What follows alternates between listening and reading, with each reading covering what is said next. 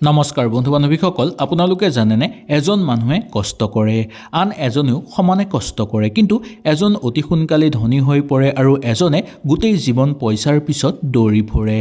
কাৰণ পইচা কেৱল উপাৰ্জনৰ থল নহয়, টকা হৈছে চিন্তা, অভ্যাস আৰু সিদ্ধান্তৰ ফল। আজি এই ভিডিঅ'টোৰ যোগেদি মই আপোনালোকক জনাম ধনী মানুহে কেতিয়াও নকৰা 5টা গুৰুত্বপূৰ্ণ কামৰ কথা। এইবোৰ যদি আপোনালোকে এৰি চলিব পাৰে তেনেহ'লে ধনৰ পথ মুকলি হৈ পৰিব আৰু ভাগ্য বিশেষভাৱে আপোনালোকৰ সলনি হৈ পৰিব। ভিডিঅ'টো আপোনালোকে শেষলৈকে চাব। শেষৰ কাৰণটো বহু মানুহে অৱহেলা কৰে, কিন্তু এই কাৰণটোতে লুকাই আছে যে এজন ধনী মানুহ কেনেকৈ দুখীয়া হৈ যাব পাৰে আৰু ধনী আৰু দুখীয়া মানুহৰ মাজত আটাইতকৈ ডাঙৰ পাৰ্থক্য। আহক তেনেহ'লে আমি বেছি দেৰি নকৰি সুন্দৰভাৱে জানি লওঁ। যদি কিবা বুজি নাপায় নিশ্চয় মোক তলত কমেণ্ট কৰিব। আপোনালোকৰ সকলো প্ৰশ্নৰ উত্তৰ মই দিবলৈ চেষ্টা কৰিম। 1 নম্বৰটো, ধনী মানুহে সময় কেতিয়াও নষ্ট নকৰে। ধনী মানুহে কয় যে সময় টকা নহয়, কিন্তু সময় হৈছে জীৱন। সেয়েহে তেওঁলোকে অবাবত কেতিয়াও সময় অপব্যয় নকৰে। অহেতুক অভিযোগ কেতিয়াও তেওঁলোকে নকৰে। ঘণ্টাৰ পিছত ঘণ্টা ধৰি মোবাইল কেতিয়াও তেওঁলোকে ব্যৱহাৰ নকৰে। নিগেটিভ মানুহৰ লগত তেওঁলোক কেতিয়াও নাথাকে। ধনী মানুহে সদায় নিজকে এটা প্ৰশ্ন কৰে। এই প্ৰশ্নটো সঁচাকৈ গুৰুত্বপূৰ্ণ। এই কাম কৰিলে এবছৰৰ পিছত মই ক'ত যাম? এই প্ৰশ্নটো সকলো ধনী মানুহে নিজকে প্ৰশ্ন কৰে। যি মানুহে ভৱিষ্যতৰ উন্নতি নকৰে বা যি কামে ভৱিষ্যতৰ উন্নতি নকৰে সেই কাম ধনী মানুহে কেতিয়াও নকৰে। সেই কাৰণে এই কথাটোৰ প্ৰতি আপোনালোকে বিশেষকৈ লক্ষ্য ৰাখি এইকেইটা কথা বিশেষকৈ লক্ষ্য ৰাখিব। কেতিয়াও সময় অপব্যয় নকৰিব। সময় কেতিয়াও আপোনালোকে অপব্যয় নকৰিব। অহেতুক অভিযোগ কেতিয়াও নকৰাটো উচিত। ঘণ্টাৰ পিছত ঘণ্টা আপোনালোকে মোবাইল বা টিভিত ব্যস্ত হৈ থকাটো উচিত নহয়। নিগেটিভ মানুহৰ লগত থাকিব নালাগে। ইয়াৰ কাৰণ হ'ল নিগেটিভ মানুহে সদায় পিছলৈ টানিব পাৰে বা কিবা এটা কাম আপোনালোকে আগুৱাই লৈ যাব বিচাৰিলেও সেই মানুহে বহু ধৰণৰ অভিযোগ দেখুৱাব পাৰে। সেই গতিকে এনে মানুহৰ লগত থকাটো উচিত নহয়। ধনী মানুহে সদায় নিজকে এটা প্ৰশ্ন কৰে। এই প্ৰশ্নটো হ'ল, এই কাম কৰাৰ পিছত মই এবছৰৰ পিছত কোন ঠাই পাম? 2 নম্বৰটো, ধনী মানুহে দেখুৱাবলৈ কেতিয়াও খৰচ নকৰে। দুখীয়া মানুহে দেখুৱাবলৈ বহু বেছি খৰচ কৰে আৰু ধনী মানুহে ক'ত খৰচ কৰে আপোনালোকে জানেনে? নিজৰ আয় বৃদ্ধি কৰিবলৈ। ধনী মানুহে হাতত পইচা থাকিলেও দামী মোবাইল নিকিনে, EMIত বিলাসী জীৱন নকটায়। লোকৰ প্ৰশংসাৰ বাবে কেতিয়াও তেওঁলোকে খৰচ নকৰে। তেওঁলোকে প্ৰথমতে সম্পত্তি কিনে, তাৰপিছত তেওঁলোকে বিলাসিতা কৰে। ধনী মানুহে জানে লোকক ইমপ্ৰেছ কৰিবলৈ খৰচ কৰিলে লোক ধনী হ'ব, কিন্তু নিজেই কেতিয়াও ধনী নহয়। সেই গতিকে এইকেইটা বস্তুৰ প্ৰতি আমি সদায় সজাগ হৈ থাকিব লাগে। হাতত পইচা থাকিলেও আমি কেতিয়াও জোখতকৈ বেছি দামী মোবাইল কিনাটো উচিত নহয়। EMI কৰি কেতিয়াও আমি বিলাসী জীৱন কটাবলৈ চেষ্টা কৰিব নালাগে। লোকৰ প্ৰশংসা দেখুৱাবলৈ আমি কেতিয়াও কষ্টৰ ধন অপব্যয় কৰিব নালাগে। তাৰ সলনি মাটি সম্পত্তি আমি কিনি ৰাখিব লাগে। এইবোৰ বস্তু কেতিয়াও পেলনি নাযায়। সেই গতিকে এইবোৰ বস্তু আমি কিনি ৰাখিলে আমাৰ বহু উন্নতি হ'ব। ইয়াৰ পিছত আপোনালোকে যি পাৰে সেই কণেৰে আপোনালোকে বিলাসিতা কৰিবলৈ চেষ্টা কৰিব। 3 নম্বৰটো, ধনী মানুহে ভয়ত কেতিয়াও সিদ্ধান্ত নলয়। বেছিভাগ মানুহে কিয় ধনী নহয় আপোনালোকে জানেনে? ইয়াৰ আচল কাৰণ হ'ল ভয়। ব্যৰ্থ হ'ম বুলি তেওঁলোকে বেছিকৈ ভয় খায়। 2 নম্বৰতে, লোকে হাঁহিব বুলি বেছিকৈ ভয় খায়।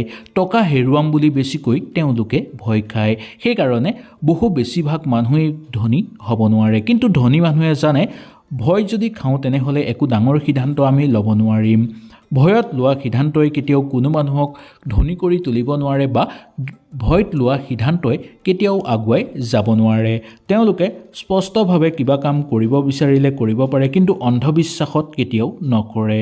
শুদ্ধ মনেৰে সঠিকভাৱে কাম কৰি যোৱা দেখিবলৈ পোৱা যায়। শিকি আগুৱাই যাব বিচাৰে তেওঁলোকে। ব্যৰ্থতাত পাৰ্থক্য বুজি পাবলৈ তেওঁলোকে সক্ষম হয় আৰু লগতে ব্যৰ্থতাও পাঠ হিচাপে তেওঁলোকে অভ্যাস কৰে। 4 নম্বৰটো, ধনী মানুহে কেতিয়াও নিজক সস্তা নকৰে।